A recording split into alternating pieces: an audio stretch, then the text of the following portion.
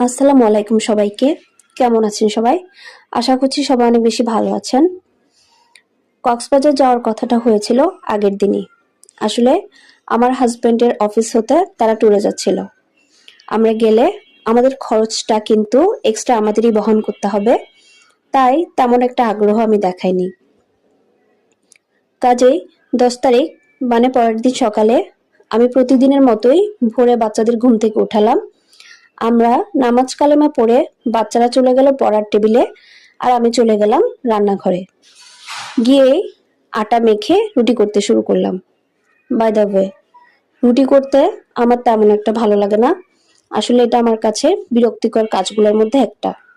কিন্তু রুটি ছ্যাঁকার সময় যখন ফুলে ওঠে তখন আমার কাছে দেখতে দারুণ লাগে।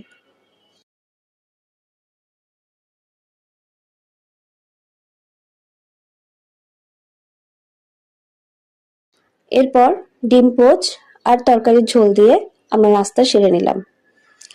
চা খাচ্ছিলাম। চা খেতে খেতে আমার হাজবেন্ড বলল, দেখো, সুযোগ কিন্তু সবসময় আসে না, আবার ভেবে দেখো। বাস, আকপিচ কিছু না ভেবেই রাজি হয়ে গেলাম। যাওয়ার কথা শুনলে তো আমার পুত্রকন্যা সেই খুশি।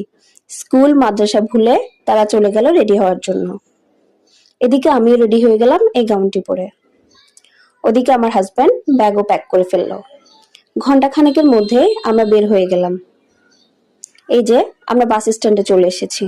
আমার হাজবেন্ড টিকিট কাটছে, আর আমরা দাঁড়িয়ে আছি রওনা দেওয়ার অপেক্ষায়। টিকিট অলরেডি আমার হাতে। 10 মিনিটের মধ্যে বাসও ছেড়ে দিল। আল্লাহর নামে রওনা হয়ে গেলাম আমরা। আমার মনে হয় অনেক বেশি প্ল্যান প্রোগ্রাম না করে মাঝে মাঝে এভাবে হুটহাট ঘুরতে চলে যাওয়ার মাঝে আলাদা একটা আনন্দ আছে। আপনারা কি বলেন? আজ এতটুকুই। এরপরে কোন হোটেলে উঠলাম, কি খেলাম, কি করলাম সবকিছুই শেয়ার করব আগামী ব্লগে। আজকে তাহলে যাই। সবাই অনেক বেশি ভালো থাকবেন, আমাদের জন্য দোয়া করবেন। আল্লাহ হাফেজ।